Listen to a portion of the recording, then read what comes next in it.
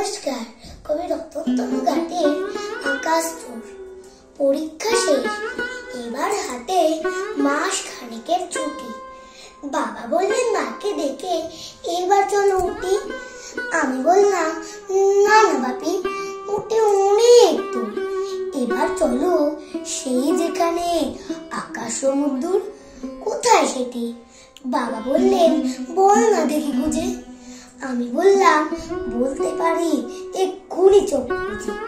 হাওড়া থেকে লোকাল ট্রেনে মেচেদা নামলাম, সেখান থেকে বাস যাচ্ছে সিঁদুরটিয়া গ্রাম। বাবা বললেন ওহো, সে তোর ছোট পিসির বাড়ি। আমি বললাম এই ছুটিতে সেখানে যেতে পারি। বাবা তখন মাকে ডাকলেন, কই গো এসো শোনো, দোলার বাড়ির লম্বা ছুটির মানে নেই তো কোনো। ওরে যাক না দুবাই বনে, আসুক ঘুরে ঘুরে। ওদের নিতে দেখে পাঠাই টুকাই গুম করে। বোন বলল নদীপে শোনো, হাঁটু ভর্তি কাদা, আমার যেতে ইচ্ছে তো নেই, যাক না একা দাদা। ওরা যখন ছুটবে মাঠে বিল্টু ও বঙ্কুতে, আমি তখন থাকবো ডুবে ফেলুদা শঙ্কুতে।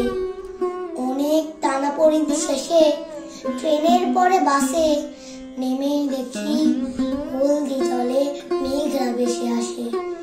একটু পরে তাকিয়ে আমি মেঘগুলোকে বুঝি, ওমা ওই তো রঙে রঙে দোল খেলেছে বুঝি।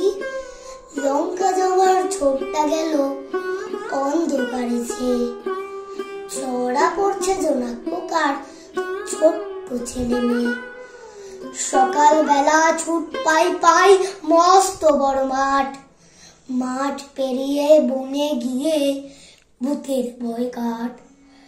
রোদ বৃষ্টি রামধনু আর জ্যোৎস্না লুটোপুটি, দেখতে দেখতে ফুরিয়ে এলো মস্ত বড় ছুটি। সেদিন একা ভাবছি বসে সরুয়ালের ধারে, কলকাতাকে কেউ এভাবে সাজালেই তো পারে। এমন সময় নবীন দাদু বলল ডেকে, খেলো তোতুম নাকি করছো কি ভাই, আমার বাড়ি যেও। আমি বললাম পরের বারে যাবো সময় করে, দু এক টুকরো জ্যোৎস্নাতে আজ পকেট গেছে ভরে। কলকাতাতে অনেক আছে, অনেক বুড়ি বুড়ি, আকাশ তো নেই, তাই দুটো আকাশ করছে চুরি।